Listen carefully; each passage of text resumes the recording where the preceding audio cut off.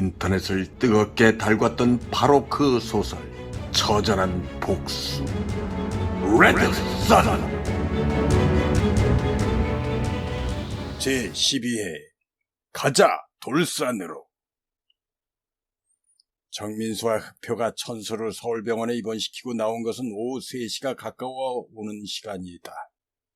흑표, 천수 치료비는 선불로 충분히 지불했겠지? 예, 형님. 병원 측에서 안 된다는 것을 병원 사무장에게 맡기고 나왔습니다. 정민수는 흑표의 어깨를 툭툭 친다. 그래, 잘했다. 이따가 5시에 최 기자를 돌산마을 입구에서 조금 올라가면 구멍가게 겸 해장국집이 나온다. 그곳에서 만나기로 했다. 흑표, 미리 가서 찾아보자. 예, 형님. 정민수는 흑표가 운전하는 승용차를 타고 서울병원이 있는 회화동에서 창신동 돌산마을 입구로 향했다. 정민수는 뒷좌석에 앉아 이런저런 생각에 머리가 혼란스럽다. 최 기자는 왜 은하를 개인적으로 만났을까? 그러는 사이 어느덧 돌산마을 입구에 도착했다. 도착했습니다. 그래, 수고했다. 마을 입구에 차를 주차시키고 둘은 깎아지른 절벽 왼쪽으로 나 있는 돌산마을 입구를 지나 산 중턱을 향해 올라가고 있다. 산이 온통 화강암으로 되어 있고 일본 강점기 때 채석을 하기 위해 몇몇 사람들이 모여 마을을 형성해 살면서 자연히 마을이 만들어진 곳이다. 사람들은 이곳을 돌산마을이라 부른다. 또한 이곳은 범죄를 저지른 범죄자들의 도피장소로 이용되곤 했다. 조금 더 올라가자 작은 사거리가 나왔고 왼쪽 코너에는 최 기자가 말한 일반 구멍가게와 겸한 해장국밥집이 보인다. 흑표, 저기인 것 같다. 최 기자와 만나기로 한 곳이. 흑표는 가게 문을 드르륵 열며 주인을 부른다. 계십니까? 예, 누구시오? 허리가 구부정한 육순이 넘어 보이는 할아버지가 방문을 열고 나오며 하는 말이다. 예, 어르신. 국밥 2그릇만 말아주세요. 알겠네. 젊은 양반들, 헌데 처음 보는 얼굴들인데. 흑표가 명함을 내밀며 입을 연다. 예, 어르신. 한강신문사에서 사람을 좀 찾아볼까 해서 왔어요. 노인은 고개를 끄덕이며 뒤돌아보고 방금 자신이 나온 작은 방 쪽을 돌아보며 외친다. 이봐, 할멈. 여기 국밥 2개만 말아줘. 정민수와 흑표는 2개밖에 없는 탁자 중 하나를 차지해 앉는다. 가게 주인 노인은 서너 개 담은 깍두기 접시와 소금 종지를 식탁에 놓으며 입을 연다. 그래, 신문사에서 누굴 찾아 여기까지 왔노? 그게... 내 말을 안 해도 알지. 그럼 알고 말고. 할아버지, 그게 무슨 말씀이신지. 노인은 대답 대신 좁아터진 한쪽 구석에 자리한 연탄불 아궁이에 국밥을 끓이고 있는 할머니를 한번 실끈 쳐다본 후 오른쪽 선반 위에서 잽싸게 소주 한 병을 내린다. 그리고는 입으로 뿅 하는 소리를 내며 병뚜껑을 딴다. 영감! 또 술이요? 헤헤헤, 인생 뭐 있는감? 그러는 사이에 할머니는 팔팔 끓는 국밥 2그릇을 가지고 나온다. 으이그, 지겨워, 이놈의 영감탱이! 평생을 술독에 코를 박고 살고 있으니. 노인은 할머니의 잔소리가 귀에 딱지가 앉은 듯 더 이상 대꾸도 하지 않고 맥주잔에 가득 따른 후 단숨에 벌컥벌컥 들이킨다. 그리고는 시커먼 손으로 깍두기 하나를 집으며 입을 연다. 젊은이들, 한잔 할란가? 정민수는 손을 좌우로 가볍게 흔든다.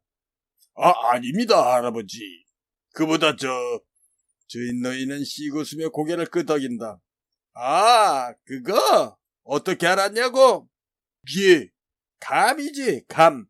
세상을 너무 오래 산 탓이기도 하고, 그리고 이곳에서는 낯선 이들이 통 볼 수가 없거든. 형사 나부랭이, 기자 나부랭이, 그리고 잃어버린 마누라나 여동생 또 누나들이 찾아오는 자들 뿐이야.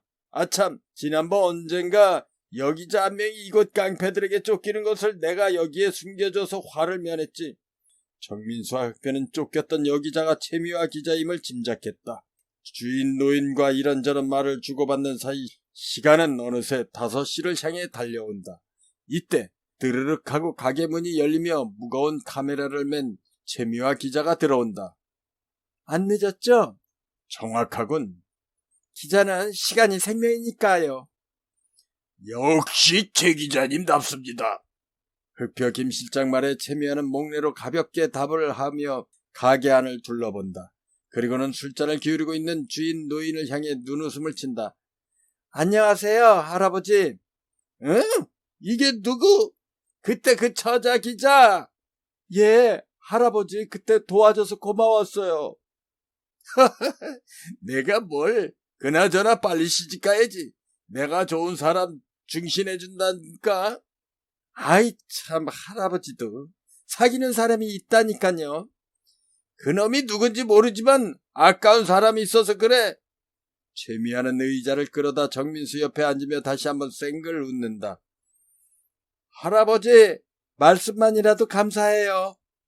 주인 노인은 이들의 일행임을 눈치채자 더 이상 말을 하지 않고 입을 닫는다. 정민수는 토요일 저녁에 둘이 있었던 일이 생각나자 미안한 마음이 들어 최미아를 똑바로 쳐다보지 못한 채 입을 연다. 최 기자님, 누추한 곳이지만 국밥이라도 한 그릇 하고 일을 할까요? 최미아는 잠깐 정민수를 실컷 째려보지만 말투는 상냥하다. 그래요, 민수씨. 그리고는 방 안을 향해 소리친다. 이모 할머니, 여기도 국밥 한 그릇 말아. 말이 채 끝나기도 전에 와 하는 함성과 함께 요란한 구두 발자국 소리가 다급하게 들려온다. 저 새끼 잡아! 빨리! 순간 정민수는 검은색 중절모를 바로잡으며 가게 문을 연다. 드르륵. 가게 반대쪽 20여 미터 전방에서 3명의 건장한 사내들이 10여 명의 사내들에게 쫓기며 달려온다. 뒤쫓아오는 사내들은 저마다 몽둥이를 들고 있다. 쫓기는 사내 중 한 명은 왼쪽 어깨를 감싸주었고 오른발은 조금 절룩거리는 것 같았다. 이때 정민수 뒤에서 지켜보던 흑표가 화들짝 놀란다. 아니, 저 사람은 혁 형사. 정민수는 뒤를 돌아 흑표를 바라본다. 혁 형사? 흑표, 혹시 아는 사람? 예, 정민수의 시신을 처리한 형사입니다. 오, 그래. 그렇다면 그냥 있을 수 없겠군. 그러는 사이 쫓기는 세 사람이 어느새 구멍가게 코앞까지 다가온다. 정민수는 순간적으로 밖으로 뛰어나가 세 사람을 동시에 가게 안으로 밀어넣는다. 우당탕탕. 빨리 안으로 피하세요. 고맙소. 고맙다는 형사들의 말에도 아랑곳 없이 달려오는 10여 명의 사내들 앞에 떡하니 버티고 선다. 건장한 사내들은 힘차게 달려오다 말고 그리 몸집이 크지 않지만 다부지게 생긴 중절모를 눌러쓴 젊은이가 자신들의 길을 가로막자 개똥 밟아 미끄러질 때나 웃는 썩은 웃음을 지으며 눈꼬리를 치켜 세운다.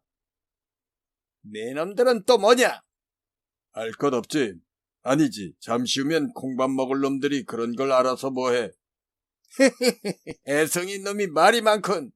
맨 앞에서 주절대며 힘께나 쓸 것 같은 어깨가 떡 벌어진 사내가 킁 콧소리를 내며 정민수의 왼쪽 어깨와 오른쪽 허리를 낚아채려 날렵하게 달려든다. 행동으로 보아 유도로 단련된 듯하다. 정민수는 씩 미소를 날린 후 오행보법으로 가볍게 피한다. 박인, 피해? 사내는 자신의 첫 수가 빗나가자 약간은 당황한 듯 했으나 곧바로 냉정함을 되찾는다. 그리고는 이번에는 오른발 구두 뒤축으로 정민수의 왼쪽 어깨 날개축지를 향해 제 속도로 빠르고 강하게 찍어온다. 맞으면 그 자리에서 즉사할 것 같은 기세다. 그 모습에 걱정이 되었는지 최미화의 걱정스러운 음성이 다급하게 들린다. 민수씨 조심해요. 그러나 최미화의 이러한 염려 섞인 목소리와는 달리 검은 중절모를 살짝 눌러 쓰고는 최미화의 얼굴을 쓱 한번 쳐다본다. 고마워, 미아씨. 그 말이 끝나기가 무섭게 저녁노를 집어삼킬 듯한 비명이 듣는 이로 하여금 두 손으로 귀를 막게 한다. 어느 때인가 정민수의 왼쪽 손 엄지, 검지, 중지 세 손가락이 날카로운 송곳 모양으로 바뀌며 사내의 오른쪽 장단지에 있는 양능천이라는 혈자리를 찍은 것이다. 사내는 고통을 느낄 사이도 없이 온몸이 마비되며 땅바닥에 떼고르르 구른다. 주위에 있던 그 누구도 정민수의 행동을 본 자가 없었다. 너무나 찰나지간이었기 때문이다. 깜짝 놀란 것은 몽둥이를 들고 뒤따라오던 사내들뿐만 아니라 몸을 피실하고 있는 형사들 또한 놀란 것은 마찬가지다. 철푸덕. 우두머리인 듯한 사내가 나자빠지면서 동시에 몽둥이를 들고 있는 사내들을 바라보며 오른손으로 들어 흔든다. 그러자 기다렸다는 듯이 태산이라도 무너뜨릴 듯한 고함과 함께 무더기로 달려든다. 이야! 쳐라! 순간 정민수가 양미간을 살짝 찌푸리며 짧고도 강한 외마디를 통화해낸다. 감히 어딜! 동시에 몸이 가볍게 허공을 향해 솟구친다. 앞에서 몽둥이를 휘두르며 달려들던 두 명의 어깨를 밟으며 반대편으로 날렵하게 내려선다. 얼마나 가볍게 날았는지 쓰고 있는 중절모가 한 채 흔들림도 없다. 그와는 달리 어깨를 밟힌 건장한 사내 두 명은 그 자리에 그대로 엎어지고 꼬꾸라진다. 날개축지 위에 위치한 견정혀를 정확히 짚고 넘어간 것이다. 이 모습을 지켜보던 사내들은 잠시 동안 넋을 잃은 듯 아무런 움직임이 없다. 가게 안에서 혁형사와 그 일행들도 놀라기는 매한가지였다. 벌린 입을 다물지를 못한다. 못들래! 빨리 튀어! 견정혀를 지키고 쓰러진 한 명이 소리를 지르자 사내들은 각자 들고 있던 몽둥이를 버리고 반대편으로 달아나기 시작한다. 그러나 그때 어디로 도망가시려고? 이미 그곳에는 다른 형사 한 명을 제외하고 혁형사와 다른 한 명의 형사, 그리고 무엇보다도 정민수에게 전수받은 어느덧 무술의 달인이 된 흑뼈가 떡버티고 있다. 비켜! 표가 선풍 비각술, 바람보다 빠르게 날며 돌려차는 발길질을 선보인 것이다. 이럴 수가. 혁형사는 놀라서 두 눈만 멀뚱거릴 뿐이다. 도망가려는 깡패 일당들에게 주먹을 날리려고 할 찰나에 이미 일당들이 우수수 나가 떨어졌기 때문이다. 그러나 짐짓 정신을 차리고 옆에 함께 우두커니 서 있는 다른 형사에게 다그친다. 박 형사 뭐해? 빨리 수갑 채워서 치우지 않고. 그제야 박 형사는 움직이기 시작한다. 이 반장님. 이때 정민수가 나선다. 잠깐. 이놈들에게 알아볼 게 있으니 이놈들을 제게 맡겨주시지요. 그러나 혁형사는 한마디로 거절한다. 안 됩니다. 법으로 해결해야 합니다. 조금 전 일도 외부로 새어나가면 골치 아파집니다. 특히 기자들이 냄새라도 만든다면. 어휴, 골치 무진장 아파요. 체매하는 연신 셔터를 누르면서 비씨 웃는다. 하하하, 여기 벌써 기자분이 와 계셨군 그래. 염려 마세요, 혁형사님. 지켜보던 정민수도 그게 좋겠다는 듯 말없이 고개를 끄덕인다. 그러는 사이 깡패 일당들은 피를 흘리던 박 형사와 혁형사에 의해 굴비 엮이듯 엮여서 저만치 아래로 끌려가고 있는 것이 보인다. 다시 가게 안. 혁형사는 이곳이 익숙한 듯 이리저리 둘러보다가 이내 방안을 향해 큰 소리를 친다. 이모! 여기 국밥 한 그릇 말아주시오. 아니 그러면서 좌중을 둘러본다. 이미 눈치를 챈 듯 정민수는 검은 중절모를 살짝 눌러쓰며 손을 좌우로 흔든다. 우리 둘은 먹었으니 형사님과 최 기자님 두 분만 드시면 됩니다. 조금 전 채미와는 국밥을 시켰지만 깡패들이 나타나자 눈치를 챈 주인 할머니가 중단했던 것이다. 소주를 들이키던 주인 할아버지는 방으로 급히 들어가 밖으로 아예 나오지 않는다. 이때 안에서 할머니의 목소리가 들린다. 형사 양반, 이제 다 싸웠노? 예, 이모. 내 저런 놈들 때문에 못 살겠다. 걱정하지 마세요, 이모. 다 청소해드릴 테니. 언제? 곧이요. 알았다. 또 한번 속아보지 뭐. 그리고는 말이 없다. 그제야 혁형사는 정민수에게 눈을 돌린다. 우리 정식으로 통성명이나 합시다. 자, 난 대전경찰서에서 종로경찰서로 파견 나온 강력계 혁석준 반장이요. 그리고는 오른손을 내밀며 악수를 청한다. 정민수는 왼손으로 잠깐 검은 중절모를 벗는 둥 마는 둥 하며 오른손을 내밀어 악수를 응한다. 정민수라 하고 합니다.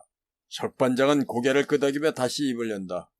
무술 실력이 신기에 가깝던데 하시는 일이 무엇인지 물어봐도 될는지요? 예, 이것저것 두루 돌아다니며 후배들 무술 지도나 하며 무의도식하는 거렁뱅이라고나 할까요? 거렁뱅이! 그보다 더 호방한 직업이 어디 있겠소? 혁반장은 최미화와 흑표를 번갈아 쳐다보며 입을 연다. 저 두 분이야 취재차 나오셨겠지만 헌데 정민수 씨는 이곳에. 혁반장의 말이 채 끝나기도 전에 최미화가 끼어든다. 위험한 것을 취재해야 해서 비싸게 몸값을 치르고 주고 샀어요. 오, 그래요? 말이 되는군. 헌데 아까 보니 김 실장님 혼자서라도 충분할 것 같던데요. 참나, 반장님은 다다익선도 몰라요? 아참, 그렇지. 미안해요, 최 기자님. 그리고는 눈빛이 다시 정민수를 향한다. 나이는 어찌 되시오? 그러자 최미화가 눈을 흘기며 다시 끼어든다. 혁 반장님 취조하세요? 자꾸 그러면 기사화하겠어요? 그러자 혁 형사는 손바닥을 펴며 저지한다. 미안해요. 직업의식이 발동했네요. 정민수 씨, 이해하시오. 정민수는 아무렇지도 않다는 듯 가벼운 미소를 지어 보인다. 하하하하, 그렇게 웃으시니 남자의 내가 봐도 반하겠소. 표는 이들의 대화에는 아랑곳 없이 왜 정민수가 한강신문 대표임을 밝히지 않았을까 하는 의문이 들자 머리가 지끈거린다. 이때 다시 혁 반장의 음성이 들린다. 김 실장님, 아직도 난 찝찝합니다. 흑표는 그제야 골치 아픈 것에서 벗어나며 번쩍 정신이 든다. 반장님, 무슨 말씀이신지. 그 왜 지난 봄에 자살한 윤철민 사건 말이오. 순간 갑자기 윤철민 사건을 꺼내자 정민수는 가슴이 벌렁거리기 시작한다. 그것은 최미화와 흑표도 같은 마음이다. 그러나 흑표는 마음을 가다듬고 되묻는다. 그게 왜요? 그때 여기 계시는 최 기자님과 김 실장의 말을 믿고 그냥 무연고 시신 처리하지 않았습니까? 그러셨죠. 그런데 왜 연고자라도 나타났어요? 혁 반장이 흑표를 한번 실끈 쳐다본다. 여보시오, 김 실장. 누구 죽일 일이 있어요? 이때 최미화가 끼어든다. 반장님, 아무 걱정하지 마세요. 제가 사형수 윤철민을 집중적으로 파헤쳤잖아요. 그래서 50회에 걸쳐 연재도 했고요. 취재 결과 유사의 필적과 용모는 물론 동일 인물이고 자살 이유는 충분했지요. 조폐호는 수사망을 피할 수가 없었으니까요. 그야 그랬지. 이때 흑표가 얼른 화제를 바꾼다. 반장님, 앙숙인 비리검사 김상호를 잡기 위해 그런 일을 하셨으니 뒷조사는 많이 했습니까? 아니요. 대전에서 여공들이 자주 빈번하게 납치당한 이거 청량리, 미아리, 영등포 등지로 팔려나간다는 제보를 받고 종로서로 파견왔지요. 특히 납치당한 윤인석은 처참하게 살해당했지요. 당시 윤인석은 임신 3개월이었어요. 아주 악랄한 놈들이야. 표가 고개를 끄덕이며 동조를 한다. 그리고는 또다시 화제를 돌린다. 그나저나 그때 윤철민 사건을 최 기자가 제보한 덕택에 반장님으로 한 계급 특진하셨으니 한턱 내야 하지 않을까요? 물론 이번 사건만 잘 마무리되면 한강신문을 찾아가 한턱 낼 작정이야. 순정으로 시작해서 평생 못 달아볼 말똥도 달아보고. 이번에는 최미화가 혁 반장을 쪼이듯 입을 연다. 그때 그 돈으로 번듯한 집도 장만한 것으로 아는데요. 무엇보다도 따님의 병도 고쳤고. 순간 혁 반장의 두 눈동자가 분주하게 움직인다. 최 기자, 큰일 날 소리를. 최미화가 한 손으로 입을 막으며 까르르 웃는다. 호호호, 괜찮아요, 반장님. 정민수도 다 알고 있다는 듯이 빙그레 웃는다. 그제야 혁 반장은 안도의 한숨을 내쉬는 듯하다. 아무튼 고맙기도 하고 내 평생에 하지 않던 일을 해서 조금은 후회스럽기도 하고 그래도 딸이 건강을 회복했으니 잘한 일이겠지? 최미화 틈에 비집고 끼어든다. 아니요. 저희들이 큰 덕을 봤지요. 그게 무슨... 아이 참, 독점 기사를 쓸 수 있도록 엠바고를 걸어줬잖아요. 그래서 저희 한강신문이 난리가 났잖아요. 그럼 피장파장인가? 아니지, 상부상조지? 혁 형사님께서 위험한 일을 하고 계시니 저도 도와드리겠습니다. 안 돼요. 그건 너무 위험하기도 하고. 저도 제 몸 하나는 건사할 수 있습니다. 나야 든든해서 좋지만 그래도 이건... 아니, 그렇게 하겠습니다. 그리고 혁 형사님은 이제부터 형님으로 모시겠습니다. 아이고, 무슨 형님식이나. 그럼 난 아오님이 생긴 거네. 예, 형님. 형님. 그 나쁘진 않구만, 아오님. 흑표와 채미아가 끼어들며 웃는다. 두 분 보기가 좋습니다. 채미아와 혁반장이 해장국을 다 먹을 때까지 기다리는 이들이 나을 시간 대략 8시 전후.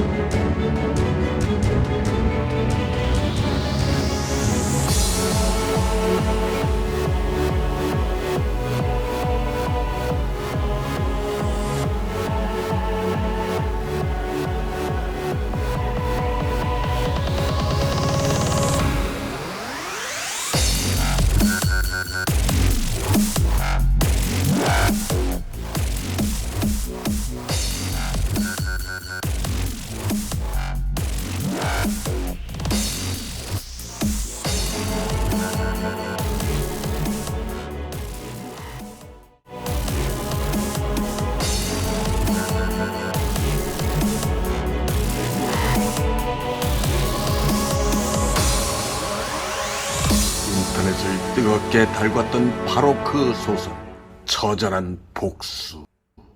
레드 선!